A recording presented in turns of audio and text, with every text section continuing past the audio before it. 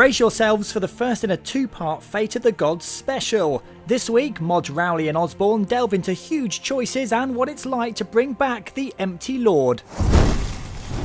Fate of the Gods is an important quest simply because it's dealing with the return of Zaros.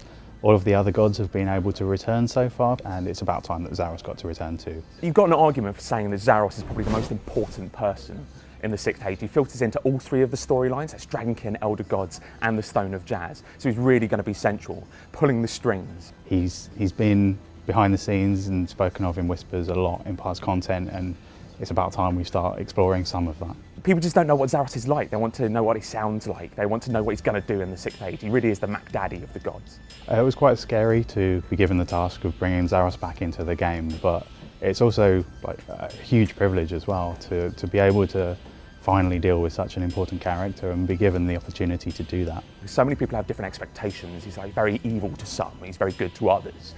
And so making sure that everybody is happy is going to be a huge task, but I really think we've achieved it. There is a lot of mystery surrounding the character, and although I've tried to keep some of that mystery, we're going to be answering a lot of questions about who he is, what he believes in. We're going to give him something. We're going to let you talk to him, find out what he's all about, what he really represents. The first time that players are going to be meeting him face to face, they're going to have a lot of questions. So we really wanted to answer a lot of questions there, to deliver on a lot of the mystery, but not to spoil too much of his mystery either. The choice at the start of the quest is represented by Azanaja or Sliske. They'll both be giving you their opinion on what you should do when confronted with Zaros, and it's up to you to make that choice. Regardless of whether you're a Zaros fan or a Zaros hater, you're going to find a way of interacting with this quest as you'd want. Are you going to help him, or are you going to sabotage him? And we give you the complete ability to do either of those. Our aim is for that choice to not be something that just kind of floats away at the end of the quest. It's going to change everything. So we're changing Zaros himself, we're changing his motivations in the 6th Age, all based on that one choice. But we've also added lots of smaller choices in the lead up to that to give players the chance to explore how they feel about him. I think this quest is really going to surprise in how many answers it gives.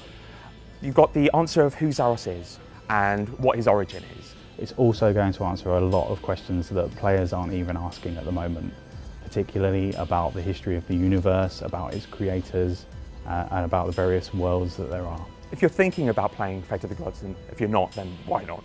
Then play Magic Memories first. It's a small piece of content that follows on from Karshai's Memories that gives you a box that you fill with divination energy and use that to gather the experiences of various Majorat.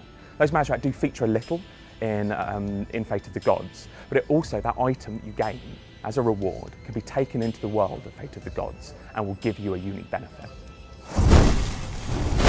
Next week we journey through the World Gate for part 2 of our Fate of the Gods special, and from next week you can check out our new weekly and monthly high score tables for every skill. So pick up your axes and cast out the fishing lines, fortune and glory await. Well, okay, bragging rights. Don't forget to like, share and subscribe to keep up to date with everything RuneScape.